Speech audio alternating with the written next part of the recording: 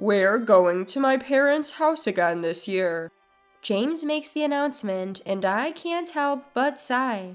We agreed to alternate between our parents' homes, remember? I say it, but the promise we made before getting married has never been kept. If we go to your parents, it'll be stressful. I want to relax during the New Year's celebration. James gets grumpy at my resentful look.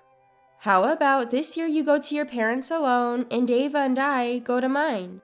I suggest, but James grimaces. That's not gonna work. The whole point of going is to be dutiful children. If you're not there, it defeats the purpose. You mean you need a housekeeper, don't you? I swallow those words. I don't want to create a hostile atmosphere in front of Ava. I'm Sophia, a working mom married to James for 4 years. We have a 3-year-old daughter named Ava. She's a late talker, but she's so adorable, I can't help but love her. Whenever we visit my in-laws, I'm the one stuck doing all the housework. James is usually out with his friends, so he's not around to help. To make matters worse, Emma's family, who live in the same city as my in-laws, always seem to visit at the same time as us. Even though they live nearby, they stay overnight, probably to dump the housework and childcare on me. Emma got married young and has 4 kids, all boys. The older 2 are in elementary school, and the younger ones are in daycare and still a baby. Neither Emma nor Angela lifts a finger when I'm around, so I'm running around all day doing chores. Why do I have to sacrifice my time so everyone else can enjoy their New Year celebration? I've actually been thinking about divorcing James, and I've got everything ready. The tipping point was a summer vacation 2 years ago. James left in the afternoon and didn't come back until late at night. Worried, I muttered, I wonder what happened. A tipsy Emma let it slip. He probably fell asleep. He's at Sarah's place, so he's fine. Who's Sarah? Emma reluctantly confessed after I pressed her. According to her, Sarah is an old high school girlfriend, but they're just friends now. But to me, that doesn't sound like a just friends situation. At the time, our daughter was only 1, and the thought of becoming a single mom was daunting, so I hesitated to take the divorce step. But every time we visit my in-laws and James goes out with friends, I can't stand it anymore. I hired a private investigator and gathered evidence of his infidelity. I've consulted a lawyer with the evidence and explained the situation to my parents, planning to move closer to them after the divorce. I've been diligently preparing, looking for a new place to live, job opportunities, and childcare for Ava. This visit to my in-laws will probably be the last. That's what I was thinking as we arrived. On the day of returning home, due to work, we got there on the 31st. The highways were jammed, and as soon as we arrived, Angela said, "Could you make lunch right away?" Right now? I was still holding our travel bags, frozen in place. Just make something simple. We've been waiting. Angela said that and promptly returned to the living room. I was prepared for this, but it still makes me mad. I put our bags in a corner of the living room, flipped a switch on a device, and put on my apron. I should have turned it on sooner, I thought. I quickly prepared a variety of dishes, and just as I was about to sit down to eat, Emma took my plate away.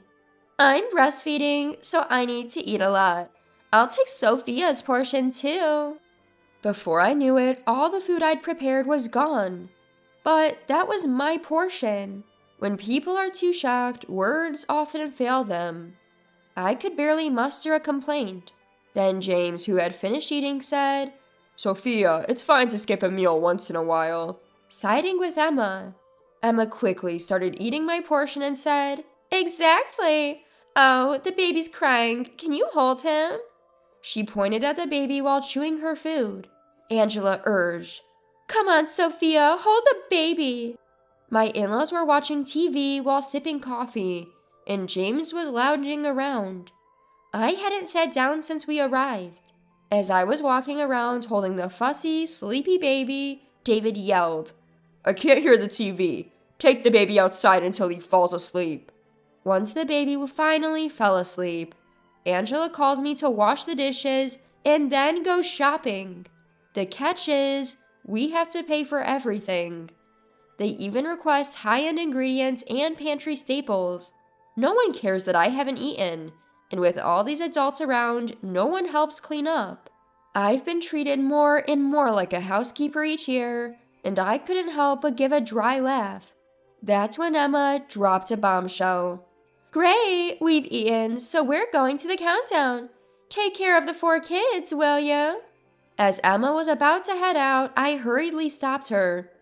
Wait, you mean the New Year's countdown? You're leaving now? It was just past 2 p.m. Yeah, the venue is a bit far, and we don't want to lose a parking spot. Maddie's already waiting in the car. Plus, we don't want the kids to find out. No wonder Maddie, who had been fiddling with his phone, was gone. Emma and her husband want to go out without the kids. I have to go shopping. Please wait until I get back. The moms are here, so it's fine. Just when I thought it might be okay, Angela said something outrageous. Oh, David and I are invited to a neighbor's place. David already left, and I'm leaving soon. So, Sophia, please do a thorough cleaning before we get back. Even my in-laws were leaving. Stunned, I didn't know what to say, but Emma suggested, Why don't you take the kids shopping? I was shocked and replied, My car can't fit 5 kids. We don't even have enough car seats. Just have the older ones hold the younger ones. That's what we always do. What? I realized their car is also a 5-seater. Could it be they don't use car seats? I was too scared to ask. Or you could leave the baby since he's asleep. If you hurry, it'll be fine. I can't leave a baby alone. I have multiple stops to make. As I insisted, Angela became furious. Come on, Sophia, stop complaining. Emma is usually tired from taking care of the kids. Let her relax for once. Then Angela, please stay and watch the kids. I can't. I've already made plans with the neighbors, and my knee hurts, so I can't take care of the kids. Even when I push back, Angela easily deflects. Then James steps in, wearing a coat as if he's going somewhere. Hey, Emma asked you, Sophia, for a favor. But it's impossible, James. Can you at least watch them while I go shopping? I'm going with them, so I can't. My mind went blank at James's words. What? Was it decided from the start that the 3 of you are going? What about Ava and me? And Emma's kids? As I fire off questions, James gets annoyed. Stop nagging. Just do the housework, Sophia. That's what a daughter-in-law is supposed to do. I'm about to explode with anger. Maybe I've been too patient all this time. Just as I'm about to yell, Emma's kids Michael and Thomas come in. Are the moms going somewhere? We want to go too. It's not fair. Let's all go. They must have figured out their parents are going somewhere and started making a fuss. Good, keep it up, I muttered to myself. The kids are saying this too. Why don't we all go? As I say this with a smile, James and the others exchange glances. But we're going to drink, and kids will be in the way. Sometimes it's good to have adults only, right? Emma and James try to calm the situation, but the kids aren't backing down. No way! It's not fair for just the adults. If James is going, then it's fine. The kids are making so much noise that James slips up in frustration. No, it's supposed to be a double date. A date? I couldn't help but ask. Wait, you idiot! Emma hurriedly smacks James on the head, but it's too late. A double date? I'm James's wife, you know. Who is James's date? Is it that Sarah person? My voice drops and the room falls silent. Even the kids go quiet, perhaps shocked. So what? I can have female friends. Are you saying you won't allow me to have friends of the opposite sex now that we're married? James becomes defiant. Don't change the subject. Emma, you knew about this, didn't you? Angela, did you know? As I ask in a low voice, Angela and Emma exchange glances. Angela murmured, I found out. Because, Sophia, I heard from James that he can't come back here because he can't have a successor, and she's against living together with him. In that case, wouldn't it be better to remarry someone you know from the local area? She continues. So, you're all condoning his affair? For the record, it's James who doesn't want to move back because it's more convenient in the city.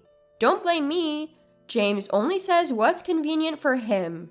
Something inside me snaps. The kids quietly slip away, leaving Angela, Emma, James, and me.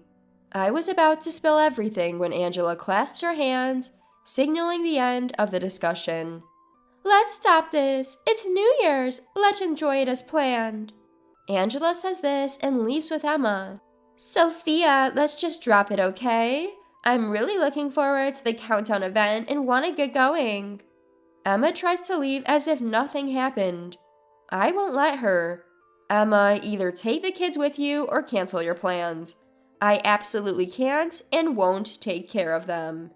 I make myself clear. Angela bursts into anger. What are you saying? You and Emma are different. You're just a daughter-in-law while Emma is blood family. Let her enjoy the New Year celebration. So the truth comes out. I suspected this was how they saw me, but hearing it directly is something else. So you're saying I'm an outsider? Of course, you're just a daughter-in-law. You're not family.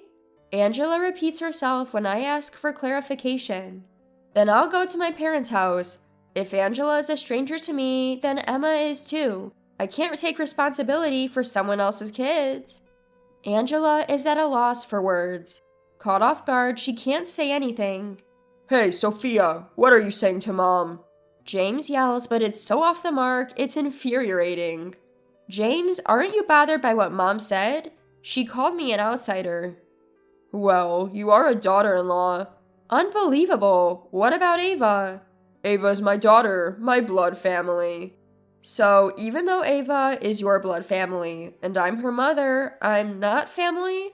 What am I then, your housekeeper? Hey, watch your language. No, I hit the nail on the head. But your housekeeper is resigning. I'm filing for divorce. And I'll be seeking alimony from both you and your affair partner, Sarah. Saying the word divorce feels liberating. James is shocked, yelling, Why divorce all of a sudden? Emma adds, Don't talk about divorce over something like this. It's New Year's Eve. Stop joking. Angela doesn't seem to think I'm serious. Just then, Ava comes in and quietly says, Let's go, Mom. She tries to pull me outside. She was quietly playing in the living room earlier, but it seems she's worried about me after hearing our argument. That settles it for me. I pick up Ava. Let's go to Mommy's house. Ava hugs me tightly. Fortunately, our bags are still unpacked, sitting in a corner of the living room. I grab one. Wait, if you don't watch the kids, we can't go to the countdown event. We were really looking forward to it. Emma is still pushing her agenda, and I can't help but laugh. I'm a stranger, remember? I'm going back to my family now. But that's inconvenient for me. We've already booked expensive seats for the event, thinking you'd watch the kids. It's too late to cancel now. If you're going to divorce, do it after the New Year celebration. Emma, are you saying the event is more important than my divorce? James looks dumbfounded, which I find oddly amusing. James, take the train back. I drop that line and grab the car keys. We'll discuss the details of the divorce through lawyers. Oh, and by the way, I've recorded our entire conversation. I pull out a voice recorder from my pocket to show them. Family-wide cheating and emotional abuse? This will make excellent evidence. I say with a grin. What? What do you mean, recording? Emma, Angela, and James look stunned, their faces blank. Before the New Year's countdown, the countdown to divorce was already ticking. I think I had the best smile ever. Leaving behind my in-laws, who had turned pale upon grasping the situation, Ava and I get into the car. I hear a chorus of apologies and curses behind me, but they quickly fade away. After driving for a while, I pull over at a convenience store and call my parents. They're shocked by the sudden news, but furious with my in-laws once they hear the story. "Come right away," they say. What happened next? James and I got divorced. I had prepared well, so it was straightforward. I planned to get custody of Ava, and James quickly agreed. He probably planned to remarry his affair partner. However, she dumped him, saying she didn't want to be treated like a housekeeper in his home. She knew how I had been treated for years, and, coupled with the alimony I claimed, probably wanted to cut ties. After that day, it seems the neighbors heard Angela, Emma, and James yelling, and started rumors that it was a terrible household for a daughter-in-law. James called me, begging to get back together, but I flatly refused. Serves him right. Angela, meanwhile, ended up with a slipped disc after Emma begged her to take care of the kids in my absence. David had to do household chores he's not good at, making the atmosphere at home tense. Emma and her husband got caught by the police for not having their children in car seats. It was right after the countdown event, and they were under the influence, making matters worse. The neighborhood is buzzing with stories about the family's mistreatment of me and Emma's run-in with the law, making life uncomfortable for my former in-laws.